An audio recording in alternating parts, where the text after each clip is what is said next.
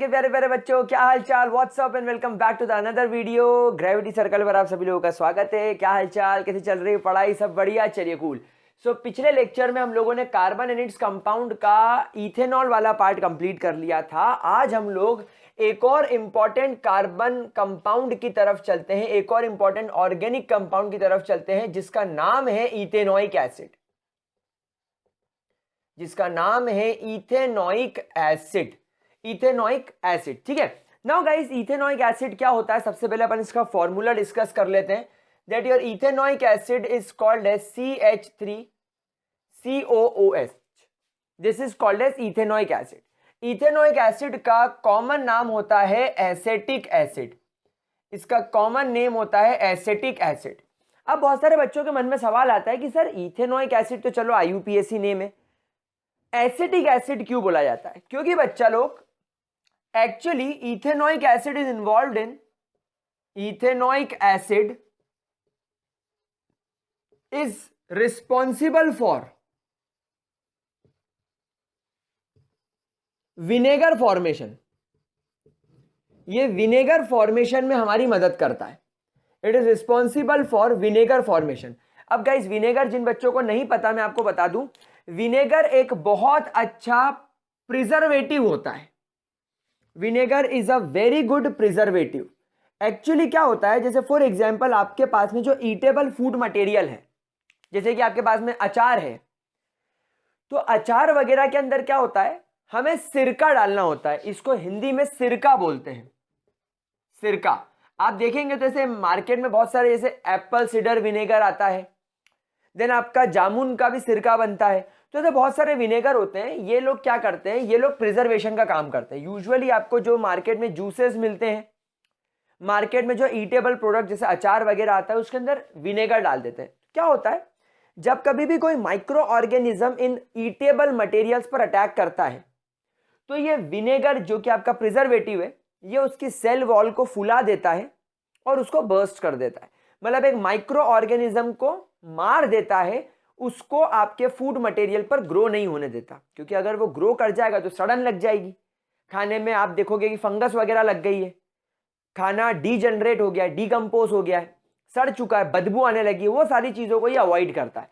तो विनेगर एक बहुत अच्छा प्रिजर्वेटिव होता है और इस विनेगर के अंदर इथेनोइक एसिड पाया जाता है। सो बेसिकली एसिटिक एसिड जो वर्ड निकला है, ये एक ग्रीक वर्ड से निकला है, जिसमें ग्रीक लैंग्वेज में इसे बोला जाता है एसिटम। एसिटम का मतलब होता है vinegar forming. Acetum is nothing but it is called as vinegar forming. So acetic acid means vinegar forming acid. तो ये एसिटम वर्ड वहां से निकला है, तो इसीलिए इसको एसिटिक एसिड भी बोला जाता है। अगर आप लोगों को एसिटिक एसिड बनाना है तो बस आपको क्या करना है, 5% to 8% विनेगर को लेकर, 5% to 8% इथेनोइक एसिड को आप लोगों को लेना है, is used in vinegar formation. यानी क्या करो, पानी ले लो, पानी ले लो और पानी के अंदर 5 to 8% इथेनोइक एसिड डाल दो। जैसे कि आप 95% पानी ले लो और 5% इथेनोइक एसिड ले लो, तो आपका विनेगर तैयार हो जाएगा। ठीक है। अच्छा गाइस, एक इंपॉर्टेंट अपडेट और दे दूं, I am on Unacademy and Unacademy पर I will be taking JEE NEET and foundation, यानी कि 8, 9, 10 के प्यारे प्यारे बच्चों को मैं वहां पर पढ़ा रहा हूँ for their IIT JEE preparation, NTSC KVPY olympiad preparation. तो मेरी प्रोफाइल का लिंक मैंने डिस्क्रिप्शन बॉक्स में दे दिया है। अभी वहां पर मेरा एक नया बैच भी शुरू हुआ है, जिसमें मैं 10th के बच्चों को PYQs करवा रहा हूं। तो उस बैच का डिस्क्रिप्शन भी मैंने अपने डिस्क्रिप्शन बॉक्स में दे दिया है। मेरा रेफरल कोड भी मैंने दे दिया है, जिसको आप लोगे तो आपको ऑफ भी मिल जाएगा और फ्री क्लासेस भी आप अनलॉक कर सकते हो। तो उसको जरूर एक बार चेकआउट कर लेना। तो हम लोगों ने बात करी हमारे इथेनोइक एसिड की। तो अगर आपने 5 to 8% इथेनोइक एसिड को वाटर के अंदर मिला दिया, कैसे मिला, जैसे मान लो इमेजिन करो आपने 95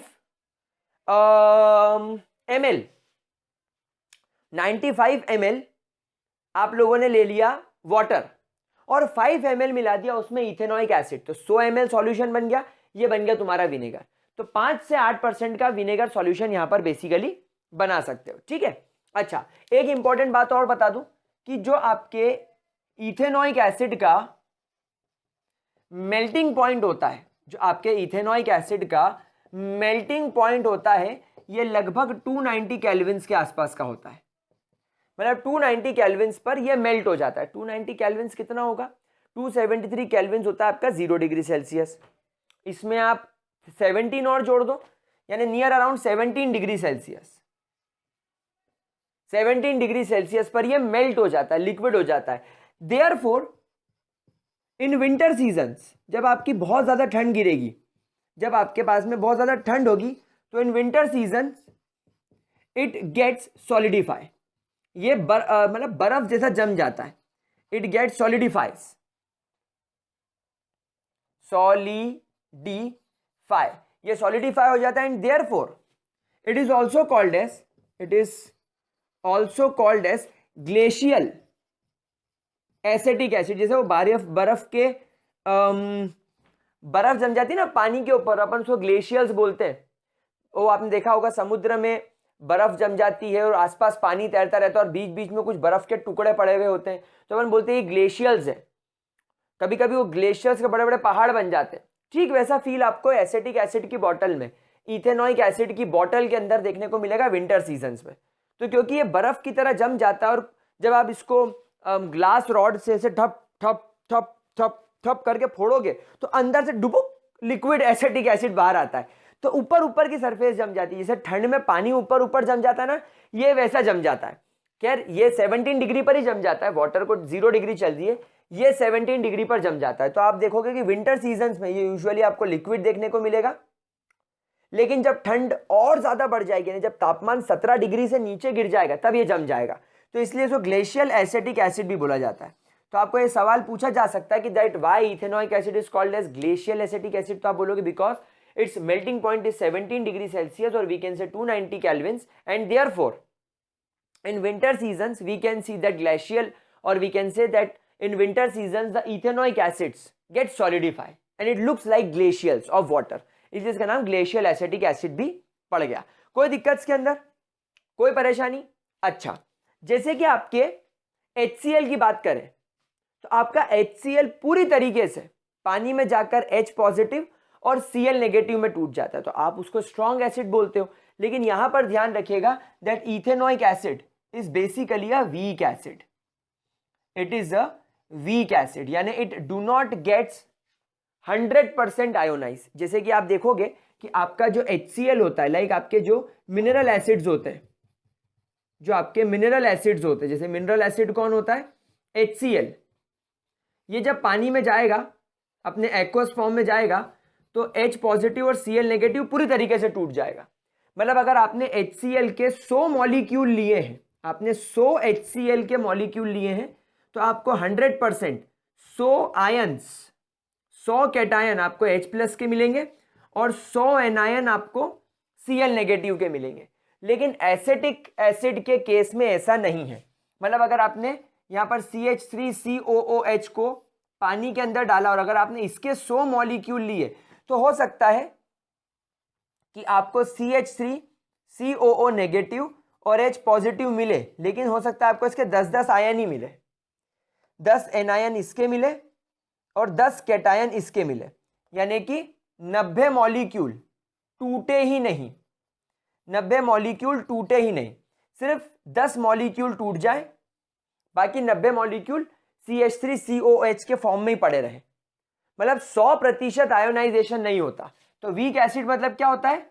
that do not get ionize, जो पूरी तरीके से आयोनाइज ना हो सके, that do not get ionize, 100% ionize जो ना हो।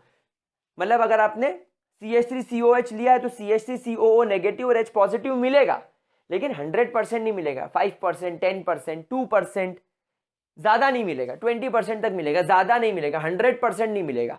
स्ट्रॉन्ग एसिड कौन होता है? जो 100% आयोनाइज हो जाए। वीक एसिड कौन होता है? जो 100% आयोनाइज ना हो। तो CH3COH यानी इथेनॉइक एसिड 100% आयोनाइज ना होने की वजह से वीक एसिड की कैटेगरी में आता है। ये इसका इंट्रोडक्टरी पार्ट हो गया मेरे लाडलो, इसको नोट कर लो, फिर इसकी केमिकल रिएक्शंस की तरफ चलते हैं। ठीक है मेरे लाडले प्यारे बच्चों, क्लास 10 के छोटे छोटे गुलगुलो, आगे बढ़े। चलिए ग्रेट। तो अब हम लोग हमारे ईथर अंकल को बनाने की तरफ चलते हैं। From ethanoic acid. Sir ether uncle कहाँ से आ गए, हम तो इथेनॉइक एसिड पढ़ रहे हैं। हाँ मेरा गुड्डन, पढ़ा रहा हूं, जरा फोकस करो, इधर देखो, सब्र करो। ठीक है, now let's talk about chemical reactions. Chemical reactions of ethanoic acid, chemical reaction of ethanoic acid, जिसमें मैं आपके साथ में मेरे प्यारे गुलगुलो सबसे पहली केमिकल रिएक्शन पढ़ा रहा हूं, that is called as esterification. Esterification, esterification का मतलब होता है the process of formation of esters is called as esterification. The process of formation, the process of formation of esters is called as esterification. पहली चीज clear हो गई, मतलब हम इसके अंदर ईस्टर्स बनाने वाले हैं। नाउ व्हाट आर ईस्टर्स, तो हमेशा ध्यान रखना मेरे प्यारे बच्चों, ईस्टर्स और ईथर में बच्चा कंफ्यूज हो जाता है। ईस्टर और ईथर में कंफ्यूज हो जाता है। अब देखो मेरी बात समझना, आपने लिखा ईथर, ईथर, ईथर बोलो, ईथर, ईथर। अब ईस्टर बोलो, ई, मेरे मुंह को देखो, ई, ईस्टर, ईस्टर, ईस्टर, जोर लगता है, तो हमने लिखा ईस्टर। अब दोनों में डिफरेंस देखते हैं। ईथर, ईथर, ईथर बोले तो आर ओ आर, छोटा सा molecule, R O R, ROR. Ether ROR, ether ROR, ether ROR. अब ईस्टर को देखो, ester is R C double bond O, O R, बड़ा मॉलिक्यूल है, R C double bond O, O R. समझ में आ रही बात आप लोगों को, मतलब सीधी सी बात है। ईस्टर कैसे बना, जैसे मान लो आपके पास में कार्बोक्सिलिक एसिड है, CH3 C double bond O, OH, ये कार्बोक्सिलिक एसिड था, इसमें H की जगह पर एक और अल्काइल ग्रुप लगा दिया आपने, तो ये ईस्टर बन गया। ईस्टर, ईस्टर, ईस्टर, नाम की तरह मॉलिक्यूल भी बड़ा है और कॉम्प्लेक्स है, ऐसा करना पड़ता है। लेकिन ether ROR, ether ROR, ether ROR, ROR, ether ROR, ester CH3 C double bond O, OR। तो कंफ्यूज मत होना, थोड़ा सा मेरी भावनाओं को समझना, अपने आप चीज क्लियर हो जाएगा। तो हम यहां पर बना रहे हैं ईस्टर्स, तो esters is basically R C double bond O, OR dash. यहां पर ये दोनों अल्काइल ग्रुप सेम भी हो सकते हैं और ये दोनों अल्काइल ग्रुप डिफरेंट भी हो सकते हैं, और ये दोनों आर मतलब अल्काइल ग्रुप। फॉर एग्जांपल आप आर की जगह पर CH3 ले सकते हो, CH3 CH2 ले सकते हो, आप यहां पर बेंजीन की रिंग उठा सकते हो, इट कैन बी एनीथिंग, कल कुछ भी आप ले सकते हो। अगर मैं ईस्टर के बारे में एक और बात करूं तो esters are very sweet smelling, esters are very sweet smelling, मतलब आपको इनकी मीठी मीठी सी, एकदम भीनी भीनी सी खुशबू आएगी, एकदम मीठी मीठी सी और प्यारी प्यारी सी खुशबू आएगी, आप बोलेगा आ हा हा। इसी वजह से एंड इसी वजह therefore these are used in, therefore these are used in perfume and deodorants formation. Perfume और डिओड्रेंट्स बनाने में इसका इस्तेमाल किया जाता है। क्या ये चीज समझ में आ गई? तो अब हम यहां पर सीखेंगे कि भैया ईस्टर कैसे बनाया जाए इथेनॉइक एसिड का इस्तेमाल करके। तो कैसे बनाया जाएगा, सबसे पहले आपको यहां पर उठाना पड़ेगा CH3 C double bond O, OH, ये आपने आपका इथेनॉइक एसिड उठा लिया। इस इथेनॉइक एसिड का अब आप लोगों को ट्रीटमेंट करना पड़ेगा इथेनॉल के साथ, CH3 CH2OH, यानी कि आपने यहां पर उठा लिया इथेनॉल। वैसे कोई फिक्सेशन नहीं है, आप किसी भी एसिटिक एसिड आई मीन किसी भी कार्बोक्सिलिक एसिड का किसी भी अल्कोहल के साथ में ट्रीटमेंट कर सकते हो, यानी कोई ऐसा बाउंडेशन नहीं कि इथेनॉइक एसिड ही लेना है या सिर्फ इथेनॉल लेना है। हो सकता है इथेनॉइक एसिड का ट्रीटमेंट मीथेनॉल के साथ कर दो, भाई कोई प्रॉब्लम थोड़ी है, या हो सकता है मीथेनॉइक एसिड का ट्रीटमेंट इथेनॉल के साथ कर दो, चिंता वाली बात नहीं, कुछ भी कर सकते हो। लेकिन यहां पर ध्यान रखना, कैटेलिस्ट के तौर पर आपको एसिड लेना पड़ेगा, कैटेलिस्ट के तौर पर आपको एसिड डालना पड़ेगा। तो यहां पर देखिए क्या होगा, ऑब्वियस सी बात है, इथेनॉइक एसिड एसिड है, तो एसिड अपना H+ यहां से छोड़ेगा और अल्कोहल यहां से अपना OH भगा देगा, तो H और OH मिलकर पानी पानी पानी बन के बाहर हो जाएगा। और अब यहां पर क्या बचेगा, अब यहां पर बचेगा CH3 C double bond O O, ये बचा, और इसका बचा CH2 CH3 CH2 CH3, तो ये क्या बन गया तुम्हारा ether. This is your ether. अब आप देखो यहां पर R C double bond O O R, यही फॉर्मूला लग रहा है। देखो यहां पर एक R क्या हो गया तुम्हारा मिथाइल ग्रुप, और तुम्हारा दूसरा R क्या हो गया इथाइल ग्रुप। तो यहां पर ये दोनों R डिफरेंट है तो कोई परेशानी नहीं है, सेम होते तो भी कोई परेशानी नहीं थी, डिफरेंट होते तो भी कोई परेशानी नहीं थी। क्या ये बात समझ में आ गई? क्या इसके अंदर मेरे लाडले बच्चों किसी भी तरीके की कोई दिक्कत? ठीक है, पक्की बात, कोई परेशानी कोई दिक्कत? तो ये तुम्हारा ईथर हो गया। इस तरीके से आप ईथर का फॉर्मेशन कर सकते हो। चलो इसको नोट करो, फिर मैं अगली चीज की तरफ आपके पास में आपको लेकर चलता हूं।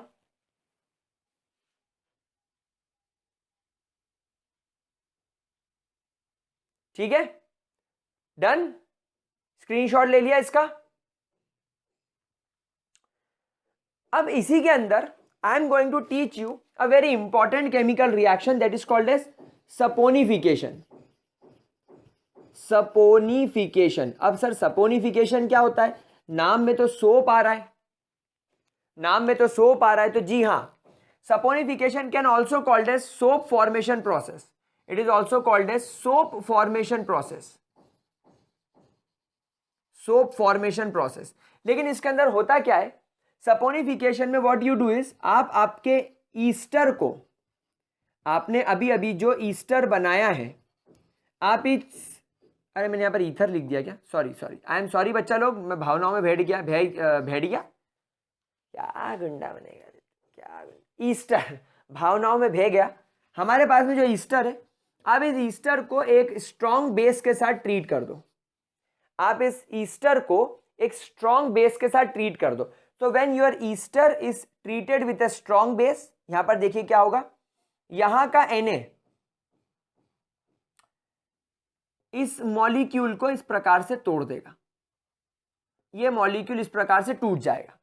यानी जो आपका इथेनोइक एसिड में से CH3 C double bond O जो यहां पर आकर लगा था, ये वाला पार्ट जो यहां पर आगे लगा था, ये वापस से अलग हो जाएगा, और ये जो CH3 CH2 ये जो यहां आकर लगा था, ये वापस से अलग हो जाएगा। यानी जैसा जुड़ा था वैसा ही अलग हो जाएगा। बहुत सारे बच्चे बोलते हैं कि सर CH3 CH2O क्यों नहीं अलग हुआ? इतने झंझट में मत पड़ो, जैसा तोड़ा था ना, और फिर यहां पर जैसा जोड़ा था वैसा ही तोड़ दो। CH3 CH2 अलग कर दो, ये अलग कर दो, Na निकालो, इसमें जोड़ दो, तो ये बन जाएगा CH3 C double bond O ONA। इसको लगता है सोडियम इथेनोएट, सोडियम इथेनोएट, और CH3 CH2 और इसका OH, वापस से अल्कोहल बाहर, ये आपका अल्कोहल फिर से बाहर। And this process is called as saponification. इस प्रोसेस को सपोनिफिकेशन बोला जाता है। आपने देखा होगा, अभी मैं आपको आगे इसी चैप्टर में इस टॉपिक को खत्म करके जो अगला टॉपिक पढ़ाऊंगा मैं वो यही पढ़ाऊंगा, दैट इज सोप फॉर्मेशन। और सोप क्या होता है? C17H35COONA, सोडियम का हम लोग सोडियम सॉल्ट ऑफ सोडियम का या पोटेशियम का हम लोग बेसिकली सॉल्ट देखेंगे, और वो सॉल्ट में जो एनायनिक पार्ट होगा वो कार्बन की बड़ी चेन होगी, तो वो मैं आपको आगे सिखाऊंगा, लेकिन वो प्रोसेस यही रहेगी।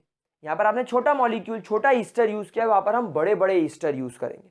बड़े ईस्टर से बड़ा मॉलिक्यूल बनेगा, बड़े मॉलिक्यूल से आप लोगों को बड़ा सोप मिलेगा, तो वो अपन आगे पढ़ेंगे, वो यहां पर डिस्कस नहीं करते। लेकिन सपोनिफिकेशन क्लियर है, ये वाला पॉइंट क्लियर है, व्हाट इज सपोनिफिकेशन? जब आप आपके ईस्टर को किसी भी स्ट्रॉन्ग बेस के साथ में, अच्छा कुछ किताबें एसिड भी कहती है, एसिड के साथ भी ट्रीट कर सकते हो, तो ये आपको वापस से इथेनोइक एसिड और अल्कोहल देगा। That is process is called as saponification. तो सपोनिफिकेशन की आप डेफिनेशन चाहो तो लिख सकते हो, that when ester is treated, that when ester is treated with NaOH और a strong acid, या तो आप स्ट्रॉन्ग एसिड चूज करो या तो आप स्ट्रॉन्ग बेस यूज करो, इट गिव्स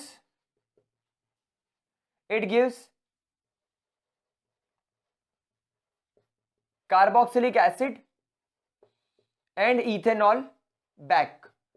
वापस से आपको ये वही चीज प्रोड्यूस कर देगा। And this reaction is called as saponification. ध्यान रखना, अगर आप एसिड यूज कर रहे हो तो आपको कार्बोक्सिलिक एसिड ही मिलेगा, और अगर आप यहां पर बेस यूज कर रहे हो तो आपको सोडियम या पोटेशियम लगा हुआ इथेनॉइक एसिड मिलेगा। बात एक ही है, कोई डिफरेंस नहीं है।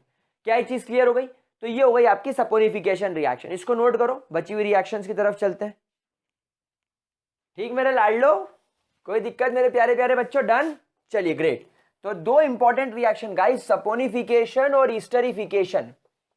भाई साहब आपको बोर्ड एग्जाम्स के लिए ना रट के रखना है मेरे प्यारे बच्चों। अगर किसी ने भी इस रिएक्शन को छोड़ के गए तो देख लेना, मतलब मैं फिर तुमको पर्सनली आकर गोल मगो गोलू गोलू कर दूंगा। ठीक है, नहीं छोड़ के जाना है, ठीक है? प्रॉमिस करो नहीं छोड़ के जाओगे, अच्छे तरीके से रट के जाओगे। Very good. चलिए अगली केमिकल रिएक्शन की तरफ चलते हैं, reaction with NaOH। Reaction with NaOH, NaOH यानी कि NaOH। अब देखो क्या होता है, कुछ नहीं होता, बहुत सारी सी रिएक्शन है। CH3COO आपने H उठाया, इथेनोइक एसिड आपने उठाया, और अगर इस इथेनोइक एसिड का ट्रीटमेंट आप लोग एक बेस के साथ कर दोगे। भाई एक बात मुझे बताओ, ये आपका बेस है, ये आपका एसिड है, तो न्यूट्रलाइजेशन रिएक्शन नहीं लगेगी क्या यहाँ पर? कैसी बात कर रहे हो यार?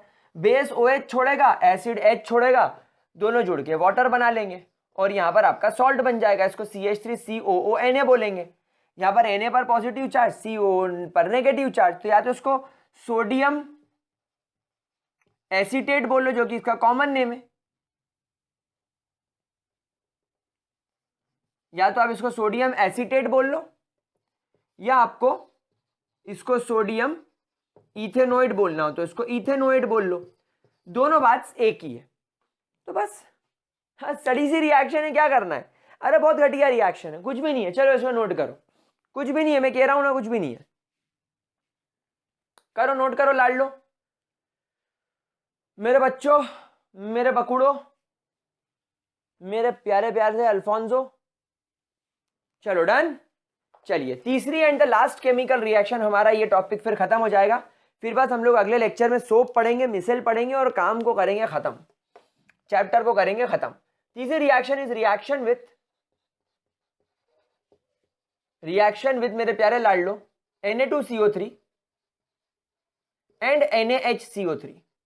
या तो इसको Na2CO3 के साथ रिएक्ट करो, या इसको NaHCO3 के साथ रिएक्ट करो। कैसे करेंगे देखो, आपके पास में 2 मोल्स ऑफ CH3COOH आपको उठाना पड़ेगा, एसिटिक एसिड, ताकि आप इसके साथ में Na2CO3 की रिएक्शन कर सको। सर आपने 2 मोल्स क्यों लिए? क्योंकि मेरे लाडले बच्चों तुम्हारे पास में यहाँ पे 2 सोडियम है, 2 सोडियम निकलेंगे, तो एक CH3COO में से एक हाइड्रोजन निकलेगा, तो एक Na लग जाएगा, वही तुम्हारा सोडियम एसीटेट बन जाएगा वापस से, अभी सिखाया था। लेकिन यहां पर क्योंकि 2 सोडियम है तो आपको 2 सोडियम एसीटेट मिलने चाहिए, इसलिए मैंने 2 ले लिया। अच्छा अब एक बात बताओ, क्योंकि यहां पर एक हाइड्रोजन एक में से निकलेगा, तो 2 में से 2 हाइड्रोजन निकलेंगे, क्योंकि तुमने 2 मोल्स लिए हैं, 2 मॉलिक्यूल लिए हैं CH3COOH के, तो 2 हाइड्रोजन निकले। वो 2 हाइड्रोजन यहां से एक ऑक्सीजन ले लेंगे, तो ये बन जाएगा तुम्हारा वाटर। अब वहां पर क्या बचा? CO2, ये तुम्हारी गैस बन के बाहर, ये आपका एक प्रोडक्ट हो गया। भाई ये रिएक्शन आप मेटल्स एंड नॉन मेटल्स में और एसिड बेस एंड सॉल्ट में पढ़ के आए हो कि जब आप एक एसिड का ट्रीटमेंट Na2CO3 के साथ करते हो तो आपको salt, water and carbon dioxide मिलती है, वही रिएक्शन है। अब यहां पर अगर मान लो आपके पास में बाइकार्बोनेट है, सोडियम बाइकार्बोनेट, इसको क्या बोलते हैं? सोडियम कार्बोनेट, और इसको क्या बोलेंगे? सोडियम बाइकार्बोनेट या हाइड्रोजन कार्बोनेट। तो अपन यहां पर डालेंगे CH3COOH। अब यहां पर क्या होगा देखो, अब यहां पर एक सोडियम इस हाइड्रोजन को रिप्लेस करके वही आपका CH3COONA लगा देगा। अब ये जो हाइड्रोजन निकला, ये यहां से एक हाइड्रोजन को ले लेगा, दोनों भाई मिल गए H2, और फिर ये एक ऑक्सीजन को छीन लेंगे, तो ये वाटर बन गया। अब इस कार्बन के पास में 3 नहीं बल्कि 2 ऑक्सीजन रह गए, मतलब ये CO2 बन के बाहर। तो गाइस इसी के साथ आपका इथेनोइक एसिड वाला पार्ट भी खत्म होता है। अब बस आप लोगों को मुझे यहां पर सोप्स एंड डिटर्जेंट्स पढ़ाना है, हम उसको यहां पर जरूर कंप्लीट कर लेंगे, ठीक है? कोई दिक्कत? आई होप नहीं होगी। तो इसी के साथ हमारा ये टॉपिक खत्म होता है। That's all for today, bye bye and have a great day मेरे लाडले बच्चों।